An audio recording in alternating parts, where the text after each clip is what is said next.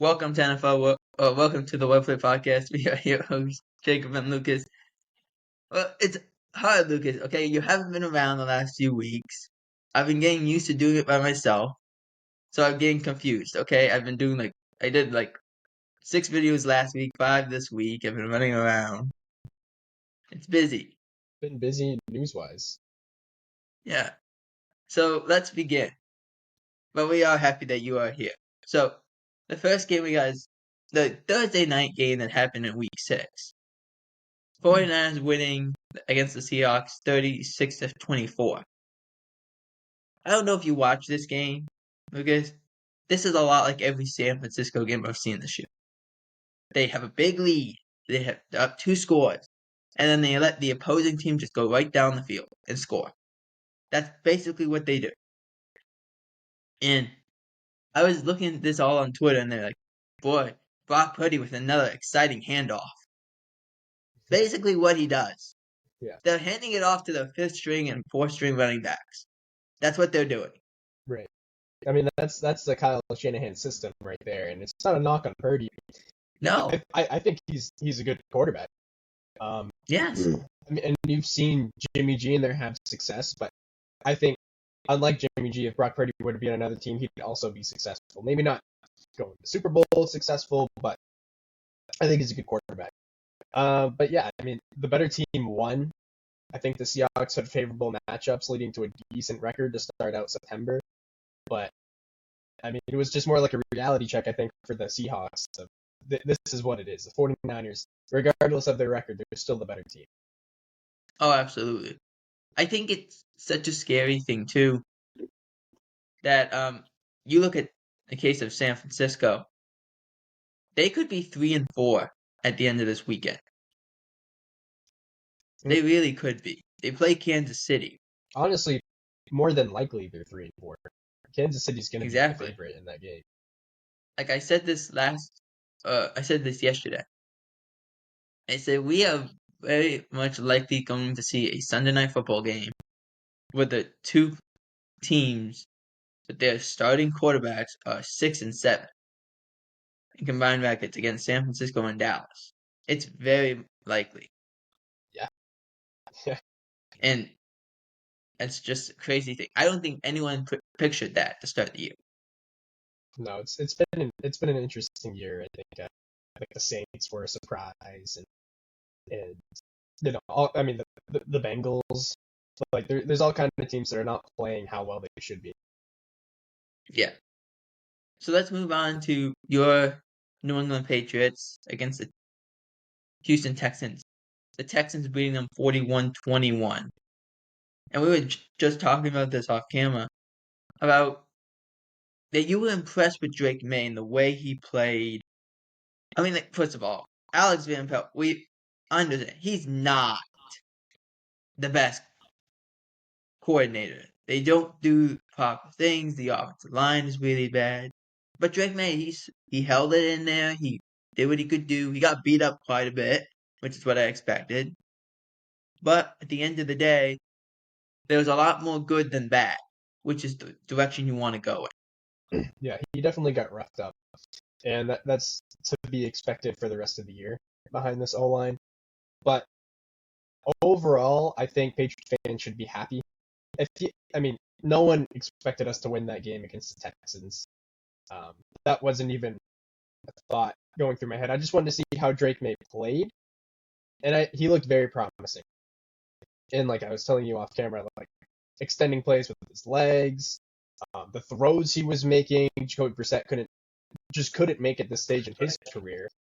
And he showed a lot more potential than I think Mac Jones ever did in one game. I mean, I don't know. He's a dynamic player. In his first game, he throws 3 touchdowns against the Texans defense, and that's promising.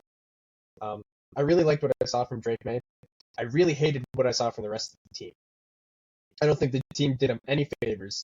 The O-line, Jalen Polk, the defensive side of the ball. I mean, it was god awful. But the only shining star was Drake Maye, and I think that's what Patriots fans expected after Sunday. Though I thought when you guys signed KJ Osborne in the free agency period that you would use him a lot more. And you barely use him. You just don't use him. And And I don't know why. That could change after this week. There's been rumors that Jerron Mayo is going to start benching key guys that just haven't been playing up to what they're supposed to. And some of those guys are Jalen Polk. That could see KJ Osborne getting more reps. Keon White, he's been he's had a good 2 weeks, and then he's just been giving up the edge, and he's just trying to get the sack, and he's giving up the edge. Raekwon McMillan led up 2 big rushing touchdowns against the Texans. Kyle Duggar has been playing to his what he normally plays like, so it's rumored that Mayo is going to make some moves. I hope he does, because this team needs to see that they're going to be held accountable. Oh, absolutely. And we will talk about accountability when we get to the Cowboys, because that was pitiful. What were you doing? But let's talk about a team that I said the Ravens were going to win this game. I just said that they're going to win. That's just the way they're going to play. But you got to give props to the Commanders and how they play. Like, the defense is not great. It's not great. It's pretty rough at times. They lost Jonathan Allen for the season. He tore his pec. That's a big loss in the interior. The way they held it together, they only lost by 7. It's like, okay, that's good. Your quarterback looked good. Your defense, not great, but it's okay. How did your young quarterback look? Okay, he threw some good throws, didn't turn the ball over. You prefer the offensive line to be better, but that's all right. You did positive things. When you play games like this, you're not expected to win. Just do the positives. Dick Vermeil had a great saying, and I said this on Sunday. I said this on, I believe, Wednesday's show. Keep doing the right things right. Just keep doing the right things right. If you do that, maybe you won't win every game, but you'll be in every game. And that's what the Commanders did. They didn't win, but they were in it, and they had a chance to win it. And the experience you get from that is paramount to what happens in the future.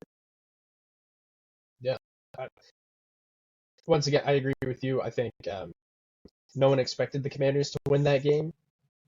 But the fact that it was even that close, I mean, I wouldn't have been surprised if they got a reality check from the Ravens, and they really didn't. Jaden Daniels has played well, and someone that deserves credit that I don't think has received it this year is Dan Quinn. I mean, going in there, I mean, of course, he was successful as the Cowboys DC, but looking at how it ended in Atlanta, and then him finally getting another head coaching gig, and the Commanders are surprising people, and really, this is bad news for Cowboys fans and Eagles fans, because I think everyone expected them both to make the playoffs, that being the Cowboys and Eagles. And now it looks like the Commanders might take a run and take one of those spots. So, the Cowboys and Eagles, those games that they're going to play later in the year are going to be very meaningful. I know this is not part of the schedule that we listed out here, but it's like, I'm so concerned about Philadelphia right now. It's such a mess. They just won by 4 points against Cleveland Brown team. Yeah. The Giants beat them by 5. The Commanders beat them, I believe, by 20. The Cowboys beat them by 16 week 1. You beat them by 4. You had A.J. Brown. You had Devontae Smith. You have Lane Johnson. You're supposed to beat them by more. Yeah. You said, we have all our guys back. I mean, besides, like, you are essentially Deshaun Watson not shooting himself in the foot at the goal line, losing this game. That can't happen. And then you have Sirianni chirping at the fans, his own fans for whatever reason. It's a madhouse at this point. Yeah, and I think it's the writings on the wall for Sirianni and the Eagles. I mean, they're not playing the last 2 years. They haven't played as well as everyone's expected them to, and I foresee big changes. I mean, if the Cowboys can turn it around and sneak into the playoffs, and the Eagles are the odd one left out, I would believe that Sirianni's gone. Potentially, even if they sneak into the playoffs and lose in the first round, I believe he's gone. So, bad news for Sirianni, probably good news for Eagles fans. Yeah. Let's move on to the Lions-Cowboys game. Lions beating the Cowboys 47-9. Look, I try to put good will in the air and said, okay, Cowboys will edge this game out. They'll just do enough. It won't be pretty, but they'll do enough. But I understood, okay, there's a very good chance they lose. But I'm like, can they only lose by 7? So they show, okay, we're on the right track. We're doing the right things. We just came off a great game against Pittsburgh. There were some things that you saw, and then you get this performance. Right. And it goes all around. It does. It does go all around.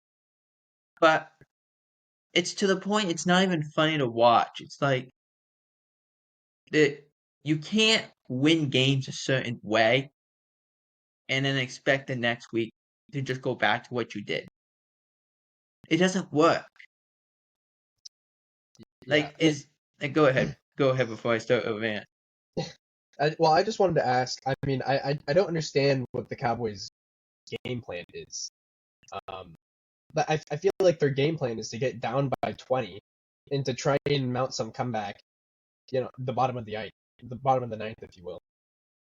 Every game, it feels like that. They only know how to play from behind. In this case, of course, it was insurmountable because the Lions just poured it on all game long.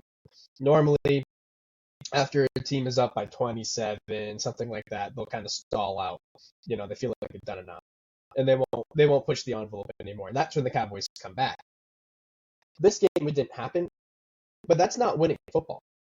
So I don't know, and I would ask you, what do you think the problem is? Because into further ed, I saw Troy Aikman say that he believes it's the receivers, it's the route runners, that even if it's CeeDee Lamb, their routes, and this is Troy Aikman saying this, wasn't impressing him. And if the receiver knows that he's not, the play design is not for him to get the ball, then they're showing absolutely no motivation to even try and make it look like that they're going to get the ball. They're not running off. They're slowly getting off the line of scrimmage, and they're running just lazy routes. So what's your take on that? This is a 3-part question. This is really a 3-part question. Let's start with what Troy said. So to specify what happened, Troy Aikman was asked, how do you fix this Cowboys team? And you could, specifically this Cowboys offense. He could have blamed Dak. He could have blamed Coach McCarthy, which Coach McCarthy and Dak get a lot of blame. It's very valid. He could blame the offensive line. They have not played well. He blamed the receivers. He's like, those receivers, they don't run inspired. Like you said, when they're not expected to get the ball, they don't try to get off the line. So Dak's just sitting there. There's nothing he can do because it's a timing offense. It's a timing-based offense. When Dak gets to the end of his drop, that ball's supposed to be out. The whole West Coast offense. Time your eyes, time your feet, do everything. Is supposed to be timing. When that doesn't happen, it gets very dicey. So there's that. The receivers running uninspired. When they don't think they're going to get the ball, they don't try. Lots of drops. The guys are only they run curve routes. If we get to next year and I see another curve out on a first down or run the ball on first down, it's gonna be I'm done. I'm tired of this. I don't want to see it. That's all they do. They run curve routes, they run comebacks, and they run the ball on first down. That's all they do. I don't understand why we decided Rico Dowdle was the one guy who could run the ball against Pittsburgh, and we decided to put Ezekiel Elliott ahead of him. Don't know why. At one point, it was saying for Ezekiel Elliott, 7 rushes, 14 yards. And we're playing him? Do something. Someone do something. It was so bad. It got to the point that the Lions, every time they got to the red zone at the end of the game, were trying to tackle eligible plays. They did one to Decker, which the one guy who actually stopped it was Damone Clark, which he did a couple nice things, but he hasn't played a lot because he's been really bad. He's really bad. He follows every motion. He's out of position all the time. But he's the one guy who made the play. They ran a hook and lateral to Panay Sewell. It's on and on and on. And they look, I feel the reason it's a 3-part question is you had the CD Lamb stuff. McCarthy with this very stagnant offense. There's no motion. It's not like he doesn't understand the concept of motion. He understands it because he said, well, that's how you get guys open. That's how you do this. They don't do it. I don't know why. They did it against Pittsburgh, and they were very successful. They didn't do it here. And then you have ownership that is going in like, well, we don't really care. That's what they do. They pay. So it's how much you. It's kind of like this, Lucas. You look at it. You say, okay, coach, you gotta win. This is your last year because we're not extending you at this point. You gotta win. Also, we are depleting your roster. A lot of your coaches are leaving because they're going to other jobs. And instead of replacing them, you're just gonna have to deal with it. Right. Are you kidding me? And it's like, yeah, well, who do I get in return? Well, you'll get Ezekiel Elliott. Terrific. That doesn't help us. What else? Well, at one point we'll bring in Dalvin Cook, but we won't play him. Don't know why. Like, at some point, a breeze can move by. I'm saying, okay, we're playing that thing. Give that thing a jersey. I'm tired. Like, they don't do things. The offensive line is a joke. Dak got hit against the Lions. The Lions who can't get pressure at all, besides Aiden Hutchinson, which we will talk about. Dak got hit 22 times. And everyone's like, well, Dak is bad. Yes, he threw 2 bad interceptions. I get it. What do you want him to do? The team's not good enough. I hope they turn it around. I think they'll turn it around. But at some point, you gotta go and be like, this is not on.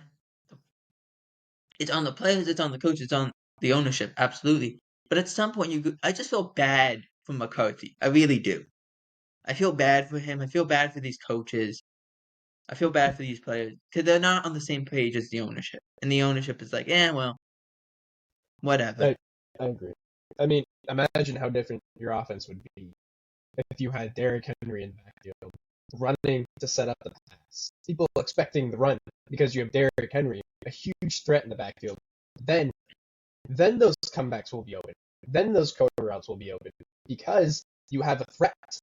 I'm sorry, Enrico Daddle's not that bad, but Rico Daddle and Ezekiel Elliott isn't scaring anyone. Like you said, 7 rushes, 14 yards. No one is looking for that. So, I mean, it really comes down to Jerry Jones, my opinion, and his son. They're the ones shooting the Cowboys in the foot every year. What do you think would be the biggest message going to the bye week, like to turn things around?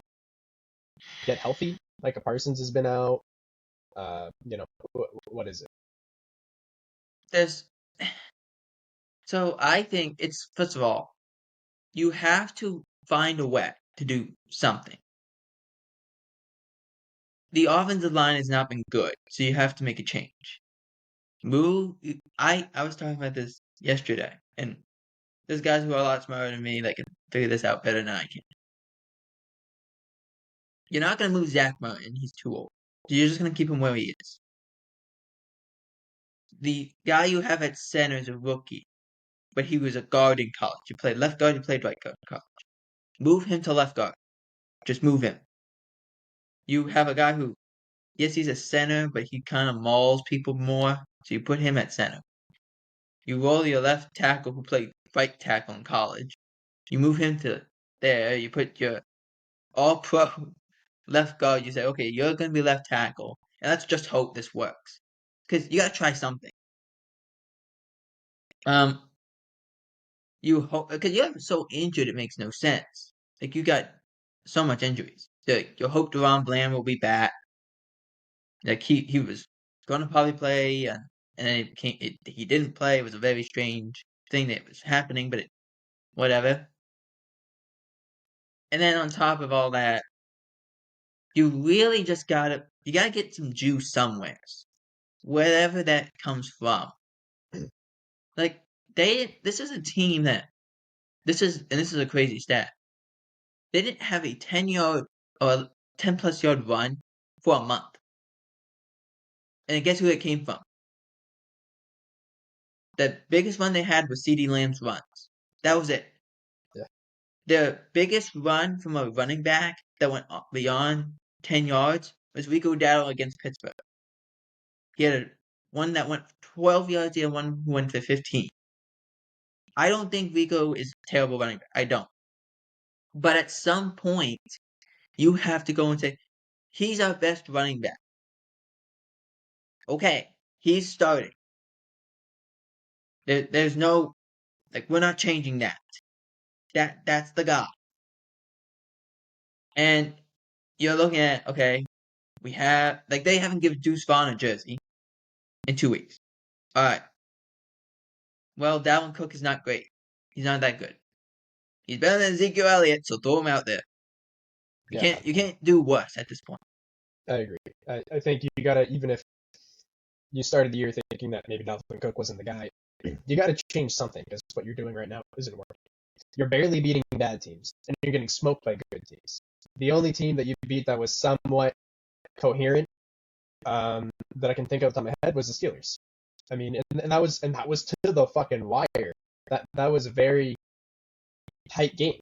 So, and it was a clutch play by Dak to win that game. And I don't think Dak's the issue. I agree. But yeah, it's just one of those things. Like they need to figure something out in this bye week to really turn things around, because they have a chance. They're lucky that the Eagles are arguably playing just as bad. They have a chance, but they need to get it together.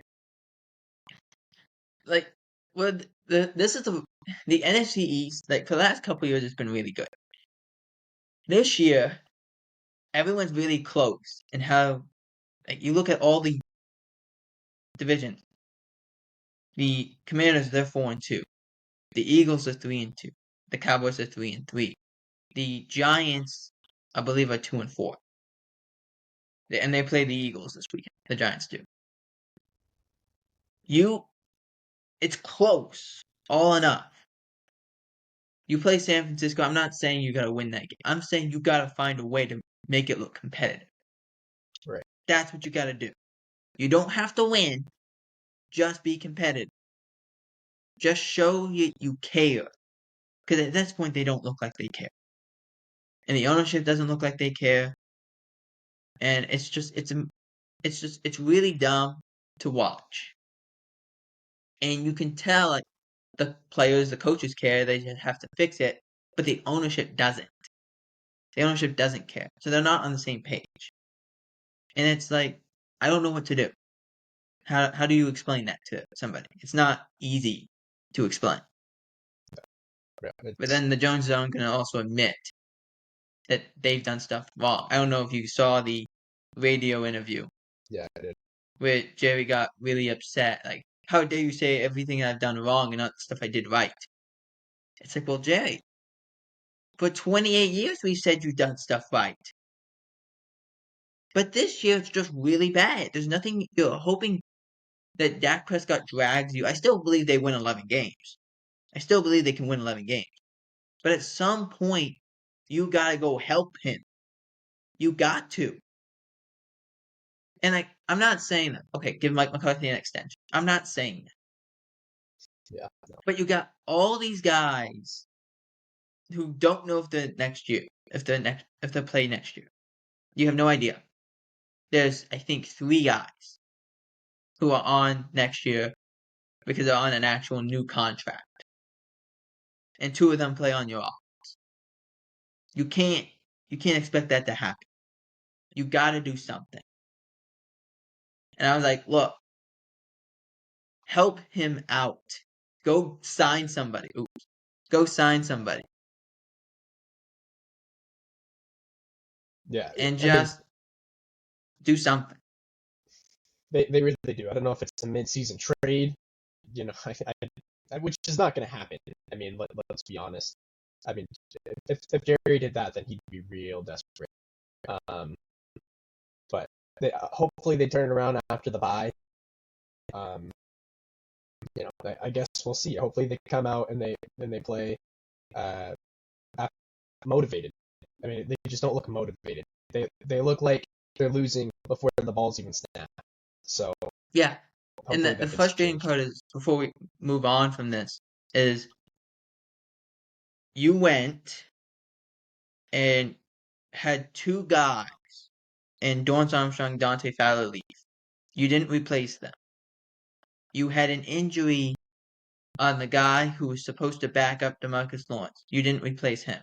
And when you did, it wasn't going to fix the issue. It was just like, it was like someone said, okay, we need Band-Aids, but here we only have like postage tape, so work with that. So that's what they did. You bring in two guys who are 35, 36-year-olds to play defensive tackle. That's not going to work. You have things that you have to fix. At some point, you have to be saying, we messed up, we have to fix this. But they're not having that. There's no accountability by any of them, by the owners. And I say owners because it involves Steven too. You can't do this all the time and expect that this will work. Even though it has worked, you haven't paid a lot of money for guys and they've overshown what they can do. But at some point, you gotta be like, man, talent's gonna be what we're doing. So we just gotta go get talent. They haven't done that. It's that simple. All right, moving on to. It was a surprise. Robert Saleh fired. Not the record was surprising of how much he was losing, how much he was winning. It was a surprise that it was a 2-3 start, but you can still know, okay, they have a chance for the top of the division this week against the Bills. Woody Johnson, and I wrote this down because I thought this was very important. Woody Johnson said Aaron Rodgers had nothing to do with this decision. Now, I went back, Lucas, on Wednesday to listen to the interview that he did on radio when he fired Robert Saleh. Because I wanted to see, did a reporter ask him about Aaron Rodgers? Did he mention Aaron Rodgers? And when I went back and listened to it, a reporter from ESPN said, did Aaron have anything to do with this situation? Woody Johnson said no. No, he didn't have anything to do. But I did call him. Now, this is the first I've heard of it. I don't know if you've ever heard of this, Lucas, and you can say if you heard or not. Woody Johnson called me because Rodgers suffered another injury. He had a low ankle sprain. For whatever reason, Woody Johnson felt obliged to call Aaron personally to ask about how his ankle was doing. Don't know why. I've never heard of this. I don't know if you've ever heard of that. No. And then he's like, well, congratulations, you passed the 60,000 yard mark, which congratulations for that. That's a big accomplishment. But when he said it, was talking to Aaron, he said, we didn't talk about this specifically. Well, why would he add the word specifically in that if Right. he didn't have a conversation somewhere? I'm not saying he said, we probably think about firing Saleh. What do you think about it? I'm thinking, he said, I'm thinking about making a change. What do you think about it? So Right. specifically, he might not have mentioned Saleh. And But there, he said, I'm thinking about making a change. What do you think about it? my That's question where I is think it went. right. And my question is, I'm wondering because it came out after that Saleh was thinking of making a change, offensive coordinator wise, with Nathaniel Hackett. You want to fire Nathaniel Hackett. Of course, Rodgers is buddies with him, The reason why Nathaniel Hackett has a job is because of Rodgers. Did he know that? Was that a part of the conversation? We don't know. I will say this. For anyone, obviously, I mean, none of us have proof that Aaron Rodgers was a part of this decision. I think you'd be a fool if you think that he wasn't. We don't have proof. But, I mean, just look at what they've done. Okay, Nathaniel Hackett was hired by the Jets. They trade for Aaron Rodgers. Aaron Rodgers is a Jet. Robert Saleh was already there. Okay, that's not Aaron Rodgers' guy. They clearly had some miscommunications throughout the season, and they were struggling. Aaron Rodgers didn't seem to not like Saleh. There's some evidence of that. They had maybe not the best relationship. Saleh wants to make a change at OC. Rodgers doesn't like that. That's his guy. Woody Johnson calls him. They potentially talk about this. Saleh gets fired. And then what we'll talk about later, them trading for Davante Adams. I mean, if you don't think Aaron Rodgers is a part of these decisions, you're ridiculous. Of course he's a part of these decisions. That's probably was some of the deal with him being the quarterback of the New York Jets, was that he was going to have say like this. And he absolutely has say. And of course he's going to deny it. He would never come out and say that it's true. He would never Well, he didn't say just that. deny it, Lucas. He didn't just deny it. He went and said, I can't believe these people are having these allegations against me, like as if I don't have all this power. I'm like, you do have all this power. Think of who you guys brought in when Yeah. you came. You brought in Randall Cobb, who hasn't been good at that point. Wasn't good. You brought in Alan Lazard, who wasn't good at that point. You brought in Adrian Amos, who was okay, he's fine. You brought in all these guys that were your teammates. And it's very unaccustomed that you bring a coordinator who, okay, he knows the quarterback, he knows what the quarterback likes, he knows what the receivers like, but also here's another 30 guys who don't know, and you're just, oh, I figured it out. And then Aaron gets hurt, and you're putting Zach Wilson out there. And the thing that made me funny, it was so funny to me after all this was they got to a 2-3 start this year. Now, granted, they played in a potential round downpour over here against Denver. Okay, that was bad. But here's the thing. They were a 2-3 start, and if you look at the numbers, I think besides one or two differences, the numbers of Aaron Rodgers were exactly the same as Zach Wilson. Exactly. Right. Like almost to the button. You couldn't have made that up. So if you're gonna blame Robert Saleh, which the defense is playing out of its mind, like they're trying. Like how happy would multiple teams be if they said, okay, your defense is gonna hold every team to like 23 points. You're like, how much did we win by? Right. Like you can't beat. Like even on Monday night they played against the Bills. They scored 17 in the first half. Now, granted, there was Aaron Rodgers Hail Mary in there, but then the offense just died. It died. Now, granted, it was Todd Downing calling the play, so they eventually did make the change anyway. So I don't understand if that was an involvement of that. Why did they make a big deal of it at that point? I don't know. But the offense died. They only scored 3 points because they had 2 mixed field goals, but they don't do anything. So it's hard for me to believe that this is all fixed by moving on from a coach, moving another guy here, moving another guy there, and saying that's all going to fix it. At the end of the day, you have Aaron Rodgers, and you thought he was going to sprinkle fairy dust on everything.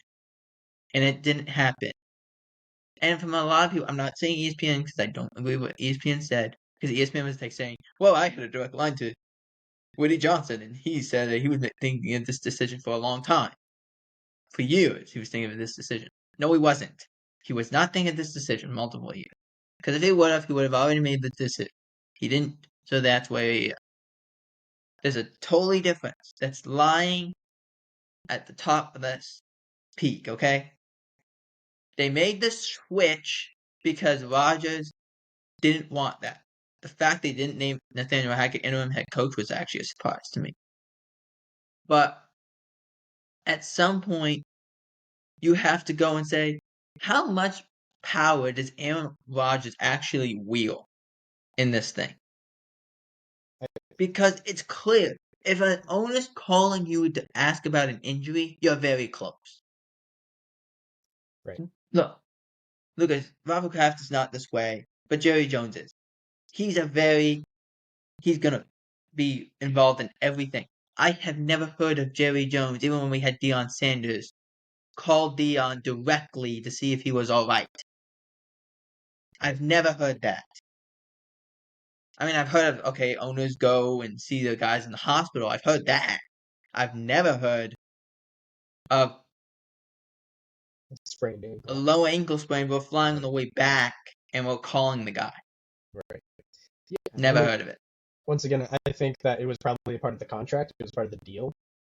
If I'm the quarterback of the New York Jets, I have say of what goes on in this team. I wouldn't say he's the acting GM, but anything probably offensive wise, you know what I mean? If they have a first round draft pick next year, or they will, you know, who that's going to be, it's up to Rodgers. If he wants O-line, if he whatever he wants, you know what I mean? It's up to him.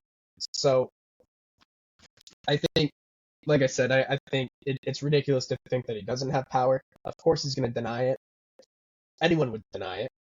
But it's absolutely true. And I mean, we might as well talk about it right now. They trade for Davante Adams. Does that turn things around for the Jets? I think it does. I think it does. That's where we disagree. So when I say turn things around, I mean make the playoffs. I don't mean win the Super Bowl.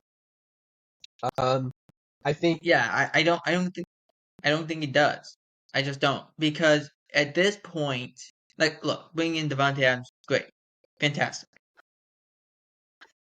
but you have to understand, this team, like, okay, yes, they'll be afraid of him.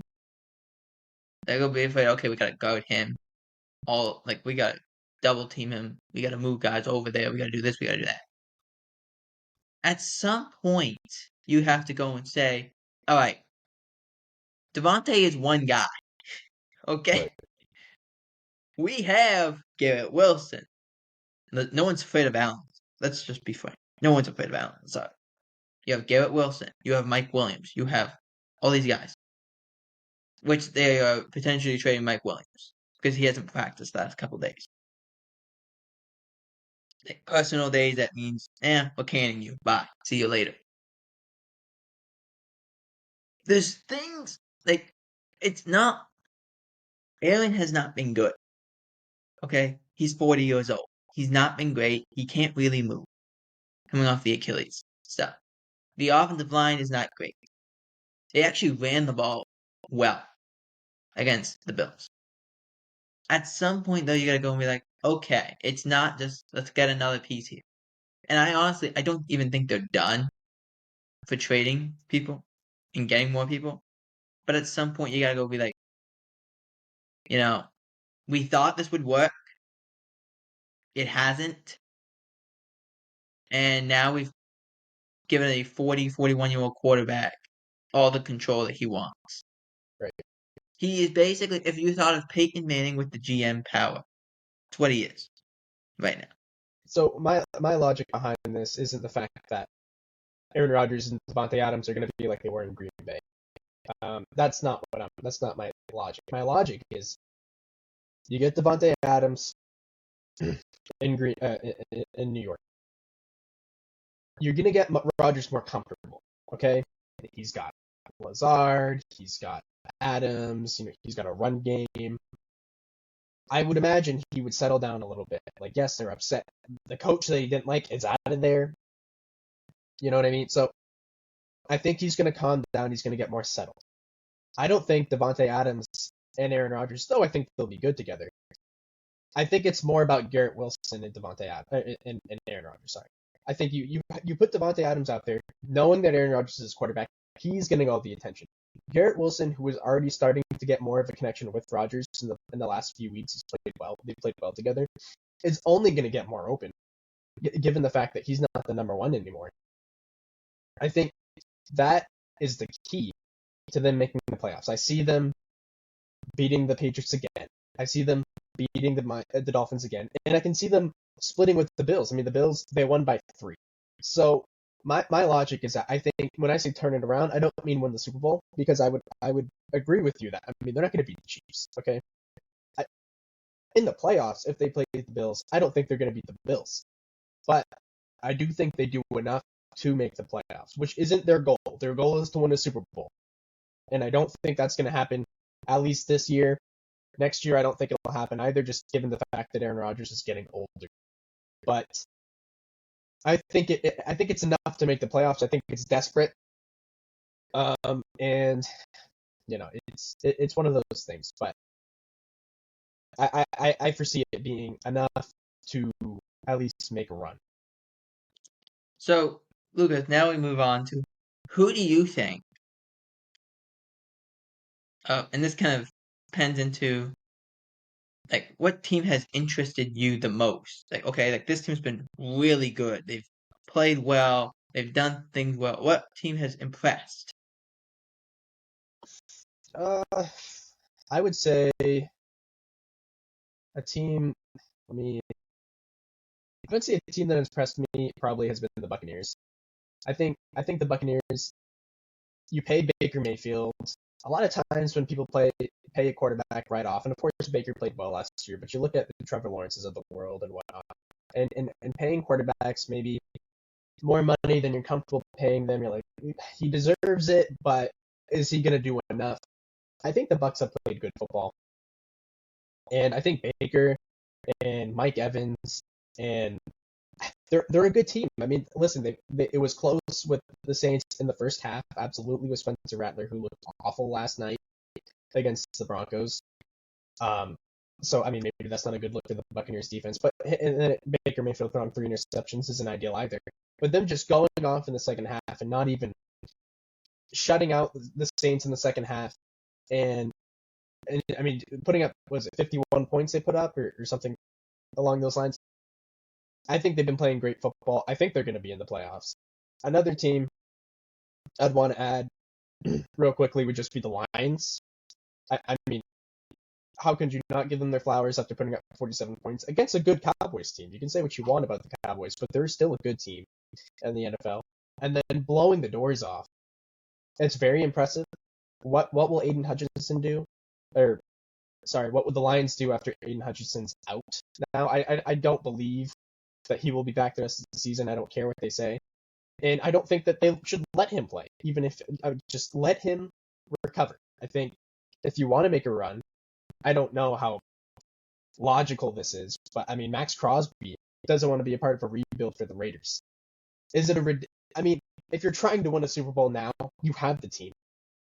You absolutely have the team. Is it, I don't know, I can't think of the word, but it's absolutely maybe not something that should be done given the fact that you have Aiden Hutchinson, but man, oh man, that would be such a replacement and so much juice to the Lions. I mean, they're going to do it for Aiden Hutchinson. They're going to try and win the Super Bowl this year for him, and getting someone like Max Crosby, who doesn't want to be a part of a rebuild, would be huge for them. I don't think it'll happen, but it's just something to think about. Well, I think the Lions is a good pick too here, but I'm gonna go with a surprise more or less, and not a surprise to you and me because we've seen this. The Vikings. Yeah. Like that's a surprise to me. Like you look at it, you say, okay, they lost Daniil Hunter, so how are they gonna get past rush? Doesn't matter. Brian Flores has them flying around. They got Van Ginkel, he's making plays. They got this going. They're like, okay, we're gonna fly around and make plays. We're gonna get sacks. We're fine. We don't worry about it. All right. Well, what about the quarterback? JJ McCarthy goes down. Now we got Sam Darnold. How is this gonna work? How are we gonna get the ball to Justin Jefferson? How are we gonna get to Jordan Addison? Oh, it's fine. We got Sam Darnold. He's gonna make it work, and it's worked. It's not perfect. It's not like, oh, they're gonna score 35, but they have played really good defense, and they say, go get us 23, 27 points, and we'll win the game. Right. It's worked. They play aggressive on defense. They play really good offense. They do things well. They still let Sam throw it around the yard a little bit. They run the ball efficiently. It's working. It is working. Is it, like I said, it's not perfect. They might struggle against better teams, but in terms of impressed, the Vikings, it's I don't even know if it's that close of how much they've impressed. It's also kind of a shocker. Everyone in the NFC North is over 500. Yeah, Everyone, that's insane. yeah. The Like Bears you is look probably at the it. most shocking. Oh, absolutely. Like you look at every team. Who thought in the beginning of the year we would be thinking the Bears and the Packers would be the bottom of this division? Like, okay, we probably knew about the Bears, but the Packers, we were like, okay, they're gonna be really good. And it's like, wait, they're on the bottom of this thing. That just Yeah, shows how powerful it is. yeah. I mean, it's So let's move on to this part because this kind of all accentuates together. What teams have disappointed, and of the teams, what head coach is next to be fired? Of the teams that have disappointed. well. I've picked one team and one coach in particular, and I think people would have to agree. The Jacksonville Jaguars. Yes. You pay Trevor Lawrence what you pay him. You name the stadium Trevor Bank Stadium or whatever it is. Um, Did they I mean, seriously do that? I don't know if it was just for a month or I don't know what I it hope that's was. a joke. If they Yeah, actually did that, they they I, they didn't just shoot themselves in the foot. They blew their foot off. yeah, that's crazy. Um, I mean, you have Trevor Lawrence. He was getting hyped up like he was going to be the next Andrew Luck. Like he was going to be like the hype around him was insane. He comes in the league and he shows promise, and then he wins a playoff game and he gives the Chiefs a run for their money in the playoffs, and then he does absolutely nothing since. I thought Doug Peterson was a good hire for them back when it happened. Um, but man, he's the next coach to go, in my opinion. I believe, and we'll get to the picks later, but I believe that they're going to lose this Sunday to the Patriots. And if they do, which I think will happen, he's done. He's gone. I mean, going 1-6 with Trevor Lawrence, who and the cons think like that's their guy, that's their quarterback. And whoever they hire as a head coach after Doug Peterson, because even if it's not after this week, if it's at the end of the season, they're gonna hire a new coach, and whoever it's gonna be is gonna have to believe in Trevor Lawrence and make it work. So I think Doug has tried. I think they've had some success, but I mean at this point, it's just not happening. If they go 1-6, it's over in my opinion for Doug. I agree with that 100%. And that was the pick I was actually going to choose. So I'm going to have to pick a different team here. So you're going to have to give me a second. Um, let's see. Okay, I'll do this. Let's do the Cleveland Browns and Stefanski. Yeah. Because Myles Garrett's in the same boat as Max Crosby. He doesn't want to be there. They've kind of allowed him to like seek his way out a little bit. He's 32 years old. He's 31, 32 years old. He doesn't want to be there on a team that has no chance. Like he's been on that team for a long time. He has no chance to get there right now. And he's had very few opportunities to get in the playoffs. Like they don't move the ball well. I as much as Stefanski wants to say, like they can't move on from Deshaun Watson. There's nothing they can do. Like they can't bench him really because you're gonna pay a lot of money for a bench quarterback. Not really. You're not gonna eat the money because you then 5 years down the road you're still paying him. But Jimmy Johnson said something on Fox NFL Sunday this past week I thought was very interesting. He said they are going to let go of Stefanski, before they let go of Watson. They just have such an investment in Watson at this point. They're going to have to let Stefanski go before Watson goes. And I thought that's a very good point. It's a point we haven't talked about.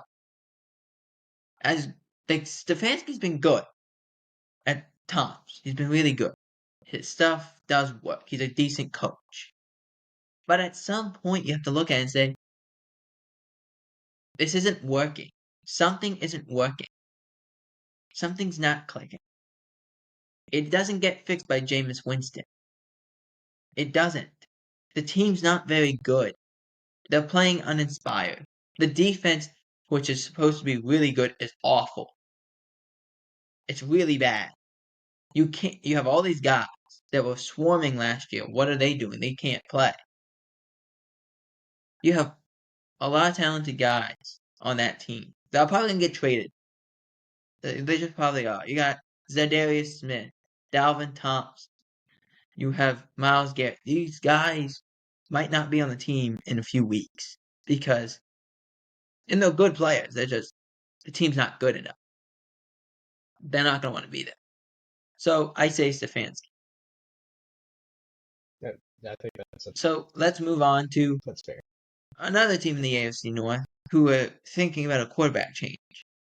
As in, Russell Wilson has practiced with the first team. He had first team reps this week. Do you think, Lucas, that the Steelers should make this change from Justin Fields to Russell Wilson? And will that spark something of offense? I think they might as well. That's my thinking. Do I think Justin Fields deserves it? No. I think he's played fine. But I mean, they're not, and I think everyone knows that. I mean, they're not, even if they make the playoffs, they're not doing anything, and they're going to be one and done. Let's be realistic. Putting Russell Wilson in, you don't know what you have. That's really it. You know what you have with Justin. You don't know what you have with Russell. Give Russ a chance. See what he does. If he comes out and he's just about the same as Justin Fields, okay, maybe you didn't make the right decision. If he's worse, you got Justin. But I think you might as well give it a chance. Light a spark under the team, like you said, and just see what Russ has to offer. We don't know. Maybe him and Sean Payton just didn't click in Denver. Maybe he's still got a little bit of that Seattle Russ still left in him. I would say give it a shot. You signed him on a 1-year deal. For $1 million minimum, whatever it was. I mean, you signed him just to see. Just give him that chance. If you think you can win more games with Russ and you'll be more competitive, then I'd say do it. It's one of those positions of it's like, you can't go wrong either way.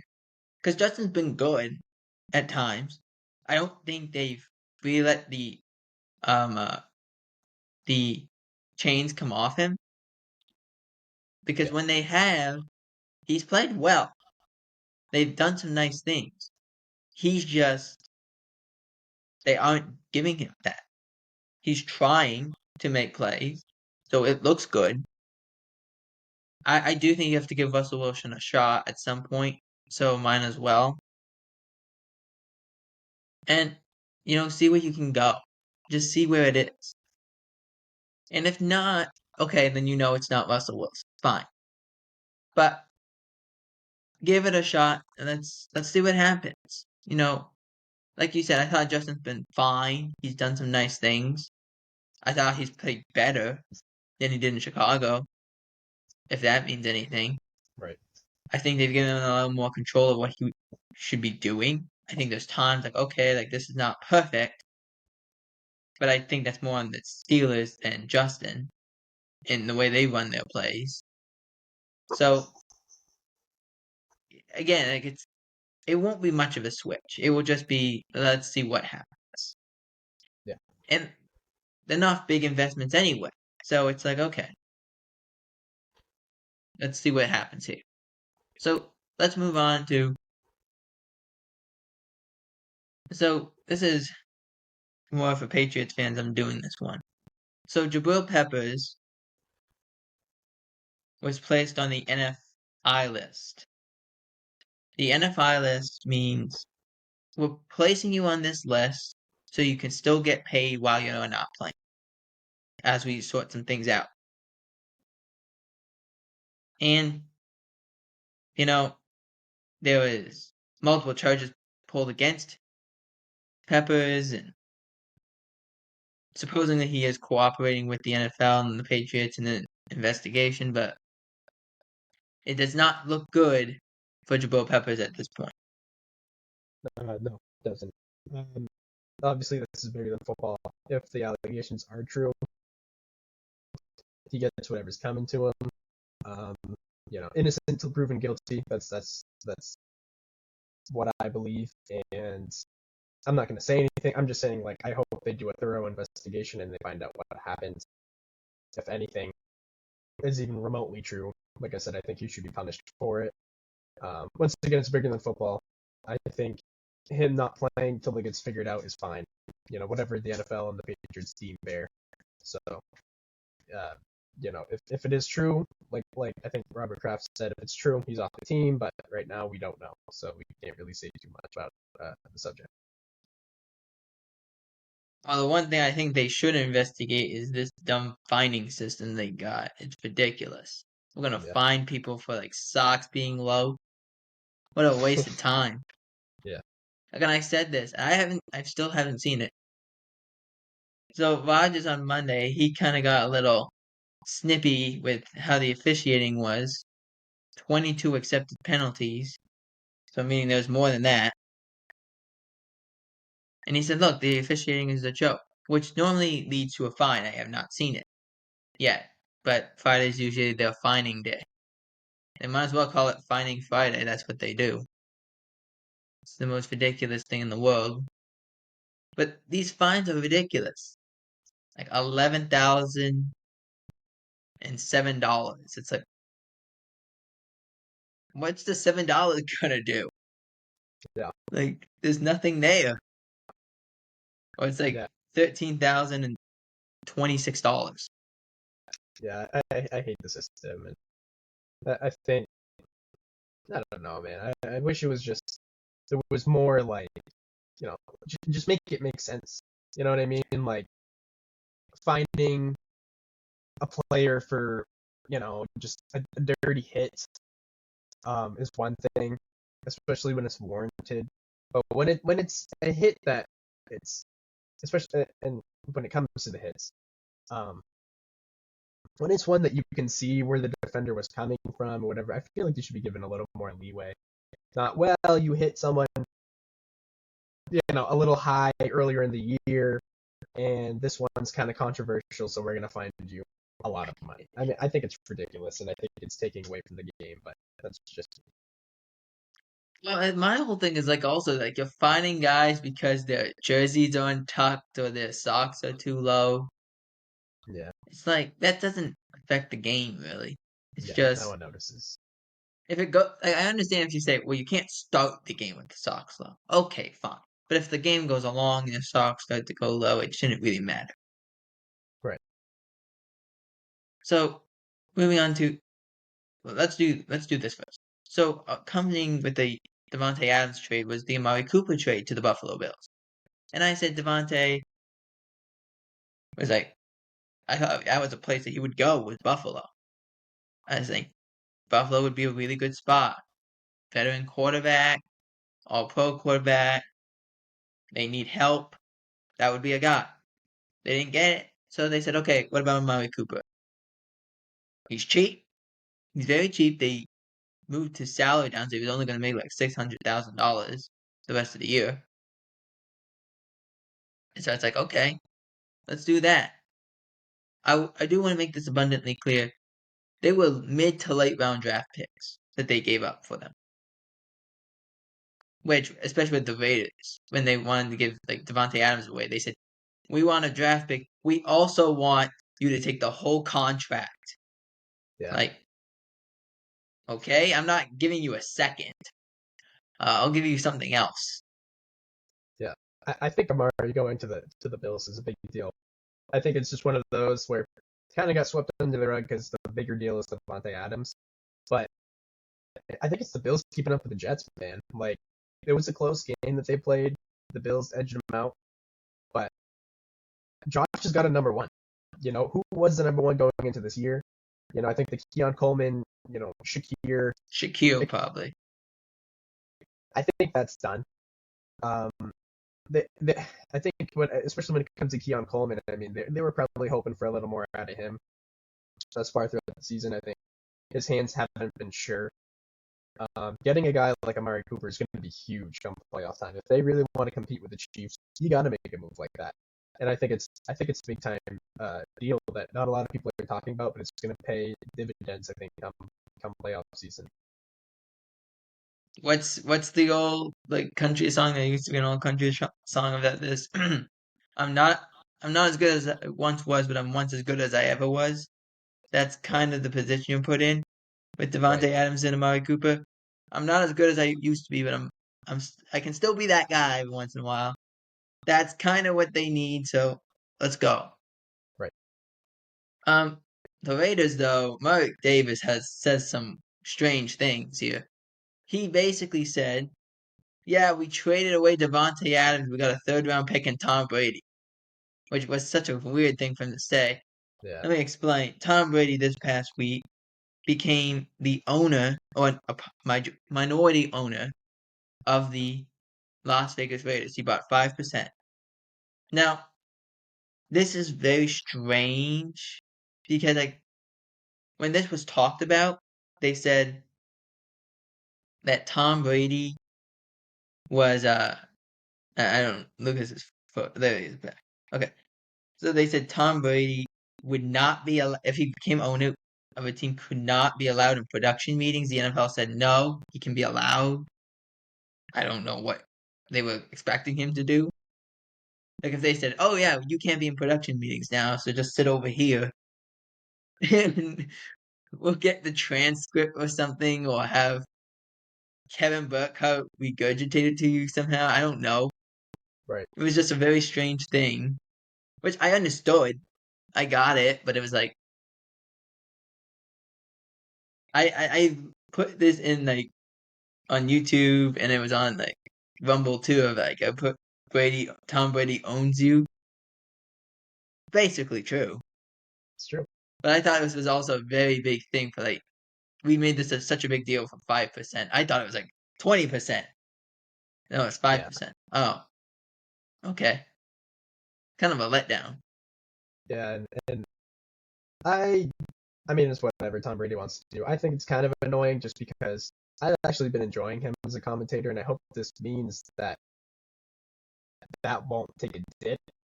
Given the fact that there's different restrictions now, which I understand them, like you said. Um, you know, I like I said, I've been enjoying him as a commentator. Tom's always been the guy to do so many things at once. He's a very busy man, and it's good for the Raiders. I mean, you got a winner as a partial minority owner. So, you know, though he only has 5%, I'm sure Mark Davis would listen to Tom Brady. So, maybe this is probably a good thing for Raiders fans. If I was a Raiders fan, I'd be happy about this move. Can I hope though, like if they do a Raiders game, that he wears the black and the white? Yeah, He just goes back to like Mark Davis. He goes to Mark Davis right on like in game. He's got the black. He's got the white. He's got the black shoes. He's wearing the leather jacket like Al Davis used to. right. He look greased back hair. That would be awesome. Let's just do that. That would be like Yeah, a great like. Let's do that for the 27th of October. yeah. So for Halloween, Yeah, exactly. That's what I mean. Um, yeah, I haven't actually listened to Tom Brady that much, honestly, because he's been calling a lot of Cowboys games, so I kind of like tune it out. right? But he said some nice things. Like I do like the idea that he's saying, okay, that was an A plus throw. That was a C throw. That was not a great throw by the quarterback. The guy has to make a great adjustment. And I'm like, okay, that's a good thing. That's different. It's going to take a little bit more to get used to it, but I like it. It's not bad. Right. Let's move on to the final bit of news before we hit our previews for Week 7. The Lions win against the Cowboys, but they lost Adrian Aiden Hutchinson. I'm sorry, Aiden Hutchinson. He broke his tibia in his left foot. And like you kind of alluded to it earlier, Lucas, of saying he could have come back for the Super Bowl. That was the thing that was mentioned. I'm like, no, no. The only guy I've seen in my years of watching and listening and even going back in history coming off an injury like this, and you have to go back a long time. You got to go back to 1995, 95, 96 with Rod Woodson. He came off, he tore his ACL week 1, came back in the Super Bowl, and he looked like Rod Woodson. You could say T.O. when he broke his ankle and came back. You can say that, but not to this extent. Doesn't mean he should do it. Does not mean he should do it. Hmm. I don't care. Don't do it. It's not safe. Don't do it. Yeah, I agree. I get it. Especially, I mean, the Lions are very good this season, and there's nothing stopping them from making a Super Bowl run. And Aiden Hutchinson's a big part of that team. But I'm thinking more longevity wise and just his health wise. I want him to play for years to come, and I want him to be healthy, and I want him to feel good. I think rushing this is a bad idea, and I just don't think it should be done. And I think his health is paramount, and we should worry about him being healthy, physically and mentally, and then he can train for next season all he wants. But I think this year should be. I think no one should be thinking about that at this point. Absolutely. So let's now kind of swing into Week 7's predictions here, and we talked about this Patriots being going against Jacksonville in London. This is another London game. I agree with you. I said this on Monday, I said this on Wednesday, that if Patriots beat Jacksonville, Doug Peterson is fired. And if it's a bad loss, they may just leave Doug Peterson in London and just go home. Yeah. Get your own plane. Yeah. Shaq Khan is not waiting for his guys. I mean, come on. Yeah. Shaq Khan's like, nah, stay here. Here's some money. Go rent a hotel for a little day. Yeah. Or figure something else out. I wish someone would do that. That would be great. But I have the Patriots winning this game. Actually, hang on. I have the I think it's 3, but I have it written down. I didn't write it down until like Wednesday. Yeah, it was 5.5 for Jacksonville, but I got the Patriots winning at the score of. I went 28-14, and then I think Doug Peterson's can't. So. Yeah, I agree. I think the Patriots are gonna win. I think Doug Peterson's gone. I'm gonna go with 21-14 Patriots.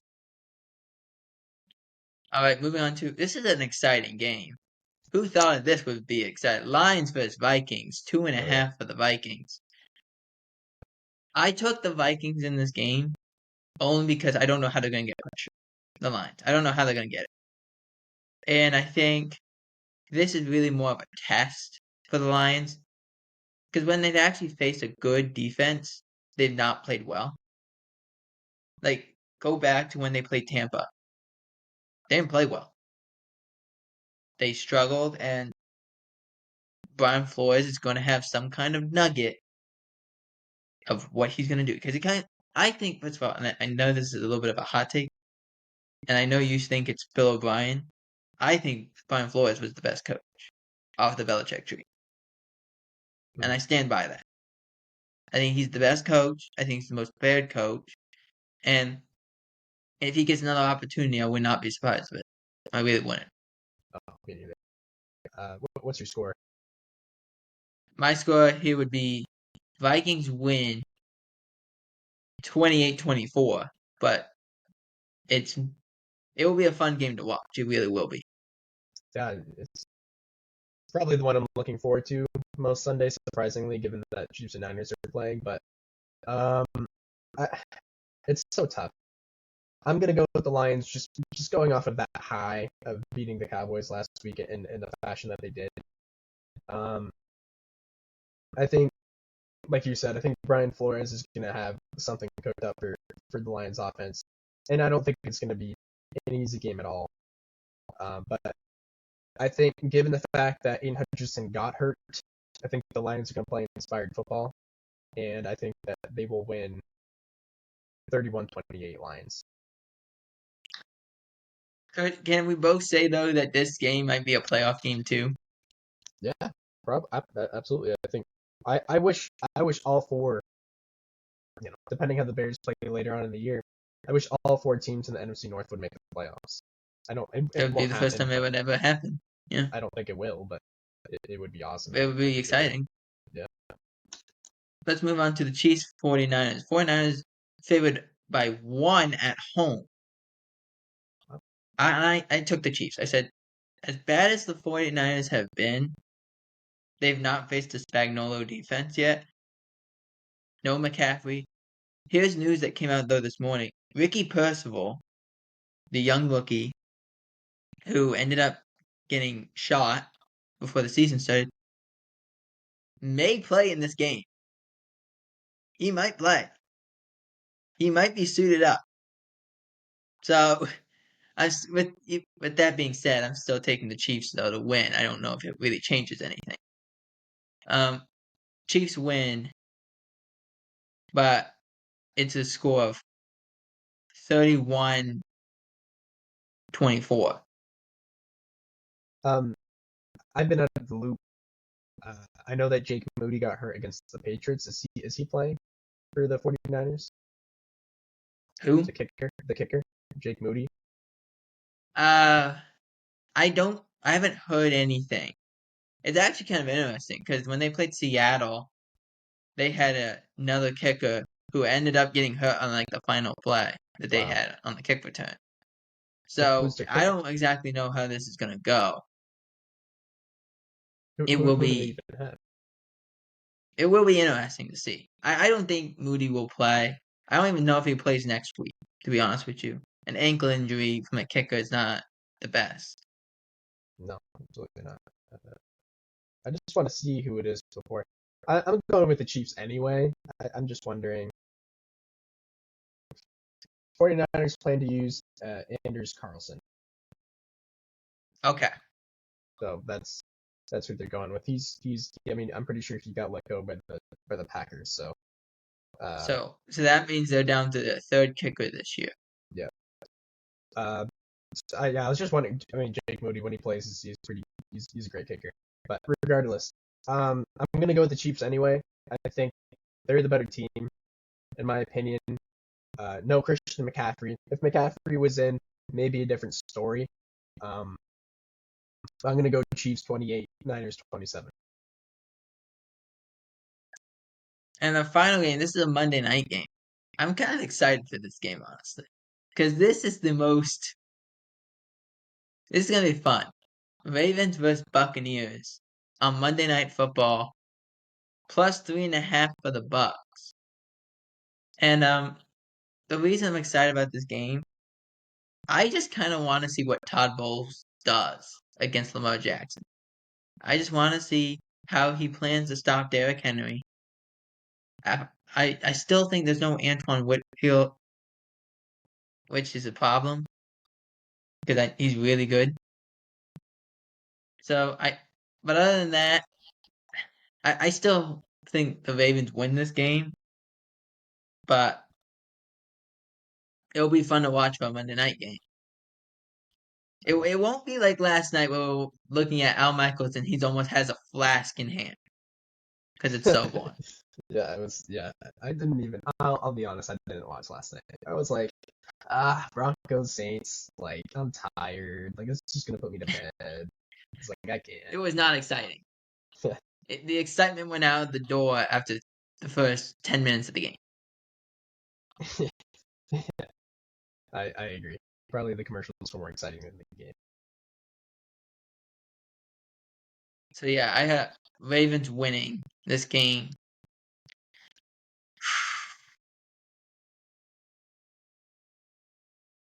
Well, actually, no. Give me the Bucks. Give me the Bucks to win this. They win the game 31-28 from a Chase McLaughlin field goal. Okay, I'll take the Ravens then, just to be different. I think they'll win anyway, though. I'm gonna go Ravens 24, Bucks 21. I think the Ravens are hitting their stride this season. I just want to see, can the Ravens find a way to get some pass rush? Because they've actually been really bad against the pass this year. And they're facing a decent quarterback. I mean, Baker, and he's got weapons, so it's not going to be an easy game. Yeah, Chris Godwin's coming off the career game. Yeah. And Mike Evans can still get open, so Yeah, watch out. it'll be a fun